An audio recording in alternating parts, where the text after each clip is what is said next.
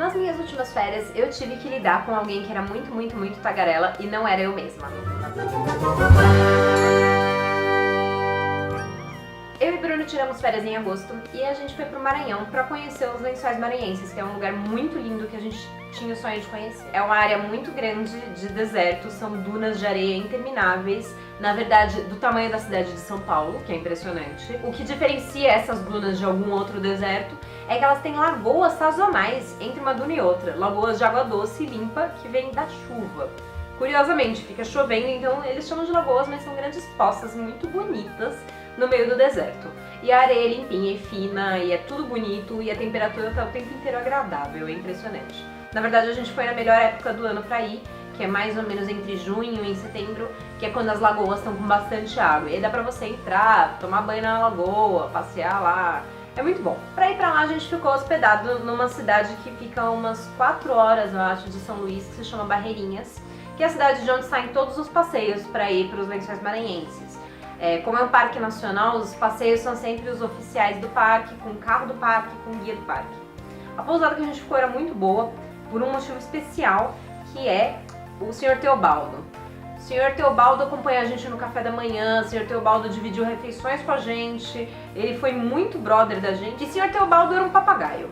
Ele tomava café da manhã com a gente todo dia de manhã, ele pedia do seu prato, comia só um pedacinho, pedia mais do seu prato, você dava por quê? Porque esse Sr. Teobaldo era maravilhoso, a gente gostou muito dele, estamos tristes até agora, porque Teobaldo ficou lá na pousada solar das gaivotas, que indicamos porque tinha Teobaldo. Bom, como não podíamos passar o dia inteiro na pousada com o Teobaldo, porque tínhamos passeios agendados, fizemos alguns passeios nos Lençóis Maranhenses.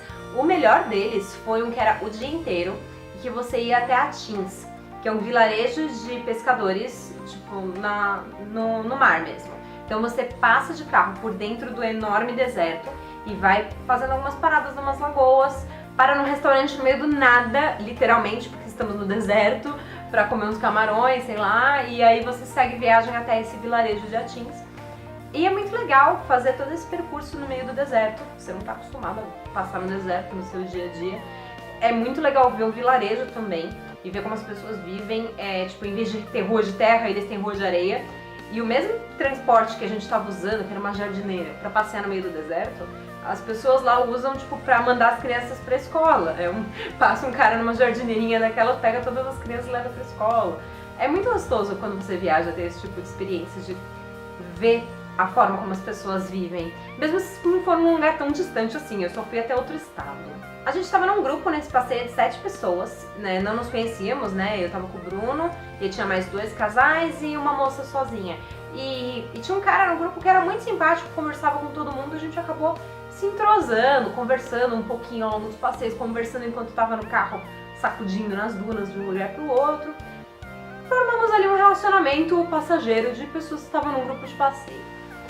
A única pessoa que não conversava muito com a gente era a esposa do cara que falava bastante, porque a esposa dele não podia subir na jardineira, porque ela tinha um problema no joelho, então ela ficava dentro da cabine junto com o motorista, a gente não conversou tanto com ela. Guarda essa pessoa.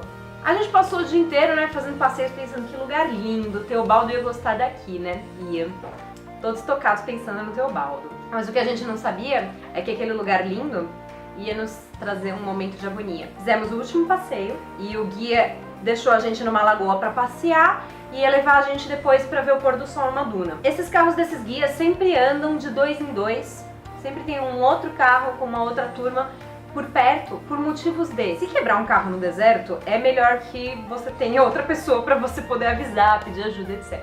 Claramente eu tô comentando isso com vocês porque quebrou o carro no meio do deserto, não é mesmo? Na hora que a gente tava voltando da lagoa pra ver o pôr do sol, nosso carro parou no meio do caminho e a roda não girava mais. Ele não andava. Ele parou, e a gente tava lá no meio do nada, e aí o outro carro que tava junto parou, o que aconteceu? Nosso carro quebrou, poxa vida. Aí o guia do outro carro falou assim: eu vou levar meus turistas ali na duna, vou deixar eles lá pra ver o pôr do sol, e aí eu volto pra ajudar vocês, tá bom? Tá bom. Ele foi embora. Ele apenas foi embora e deixou a gente no deserto. 7 turistas mais o guia, e o sol estava se pondo. Sabe o sol, aquela única fonte de luz que você tem no deserto? Estava se pondo. Nesse momento eu pensei, jamais devia ter saído de perto do Teobaldo. Daí o que acontece? Descemos todos do carro, pensamos o que fazer agora, precisamos arranjar sinal no celular para pedir ajuda, para avisar as pessoas que a gente está perdido no deserto. E foi aí que a esposa do moço simpático saiu do carro e começou a falar comigo. A esposa do moço simpático queria falar muito comigo, muitas coisas. Eu não sei se ela era daquele tipo de pessoa que quando fica nervosa, precisa muito mudar de assunto. Porque era um momento de nervosismo, a gente estava perdido no meio do deserto com o carro quebrado. A mulher começou a falar, mas ela não começou a falar sobre deserto e viagem em Maranhão. Ela começou a contar uns causos de uma amiga dela que herdou uma casa e vai vender pro fulano, mas a irmã dela não deixa ela vender a casa, entendeu? Então ela ficou com essa briga judicial por causa da causa. E o seu cabelo é liso, né? O cabelo da minha sobrinha é crespo, ela gosta de alisar. E tipo, esse tipo de assunto. E ela não parava mais. O que acontece? Adoro conversar. Poderia conversar com essa moça, como eu tentei conversar com o Teobaldo também no café da manhã. Poderia conversar numa boa com essa moça. O problema é que eu tava tentando me juntar com as pessoas pra pensar como é que a gente ia resolver a treta do carro quebrado no meio do deserto. Por causa da moça conversando comigo e eu dando atenção pra moça, a gente demorou mais do que o que seria aceitável pra perceber que o meu celular era o único que tava com sinal. Quando percebemos isso, eu fiz pra moça, pera um minutinho que eu vou tentar emprestar meu celular aqui. Só que aí eu tinha esquecido de pôr crédito nele. Então eu tava no meio do deserto com o celular sem crédito, que era o único que tava pegando. Sugeri pro guia fazer uma ligação a cobrar, não quis fazer uma ligação a cobrar. Passamos, sei lá, uma meia hora parados ali. A nossa sorte é que a gente tava do lado de tipo uma estradinha no deserto, uma rota onde os carros passam. Então, eventualmente, passou um cara num quadriciclo. Esse cara no quadriciclo... Exemplo de barulho de cara no quadriciclo. Eventualmente passou um cara no quadriciclo. E meu guia falou, você pode me levar até o restaurante pra eu ligar de lá e pedir ajuda? E ele falou, tá bom, te levo. Aparentemente o cara no quadriciclo tava indo resgatar alguém que tava perdido no meio do deserto. Também. Muito seguro esse deserto. Mas bom, é legal. O nosso guia subiu no quadriciclo, foi embora com o cara. E a moça ficou conversando comigo enquanto eu olhava o guia se afastar e pensava, a única pessoa que sabe o que tá fazendo. E o sol se pondo. E começou a surgir mosquito. Eu não sei onde eles se escondiam no deserto, mas começou a surgir mosquito e começaram a me picar. E a moça falando sobre vários assuntos completamente aleatórios. E eu dando atenção pra moça, porque, né, coitada da moça. Bom, a gente esperou mais, sei lá, quase uma meia hora. No total deu 1 hora desde o carro quebrar até aparecer um outro carro, uma outra jardineira, com um cara que falou, é vocês que eu tenho que resgatar? E a gente simplesmente subiu na jardineira dele correndo. Todo mundo, tipo, entra no carro desse homem. E ele falou, cadê o guia de vocês? E a gente falou, tá lá no restaurante pedindo ajuda. Ele pegou e foi até o restaurante buscar o nosso guia. Descobrimos que o guia demorou pra conseguir ajuda pra gente, porque o cara do quadriciclo largou ele no meio do caminho. Tipo, dirigiu com ele até o meio do caminho, até o restaurante e falou, agora eu tenho que ir pra lá, continua a pé. Ele teve que ir a pé até o restaurante no meio do deserto. Essas pessoas têm um desapego muito grande com a luz do dia no deserto. É isso que elas têm. E não é como se o guia tivesse levado uma lanterna, tá? Eu acho que a gente teria visto se ele falasse, boa ideia, vou levar uma lanterna.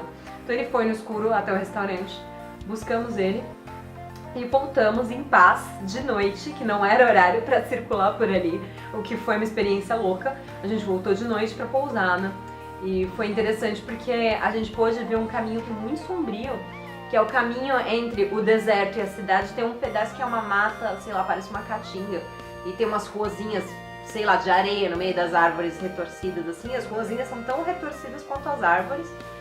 E segundo o motorista, ele tem um GPS na cabeça, porque não faz sentido nenhum o caminho que ele tá fazendo ali. Ele fica virando nas ruazinhas de areia, desviando de umas enormes poças d'água, que poderiam virar lagoas dos Lençóis, e em algum momento ele chega no portão do parque. É muito mágico, eu fico muito impressionado com a habilidade dessas pessoas e também com o desapego delas de ficar de noite no deserto. Ficamos muito felizes, nos despedimos da moça que falava muito e voltamos pra Pousada, onde Teobaldo, adivinha só, não falou nada. Foi ótimo. O Aero acabou de dizer que a minha história é tipo um Mad Max nos Lençóis Maranhenses e eu gosto dessa versão. E no fim a gente só tava tentando chegar no papagaio, que era todo o nosso objetivo na vida. É isso aí, coisas que eu indico: ir pros Lençóis Maranhenses, um dos lugares mais bonitos que eu já vi na vida. Coisas que eu não indico: começar a tagarelar em momentos de crise. Gente, vamos deixar as pessoas tentarem resolver a crise ou pensarem em como elas gostariam de resolver a crise, em vez de ficar tagarelando sobre problemas imobiliários.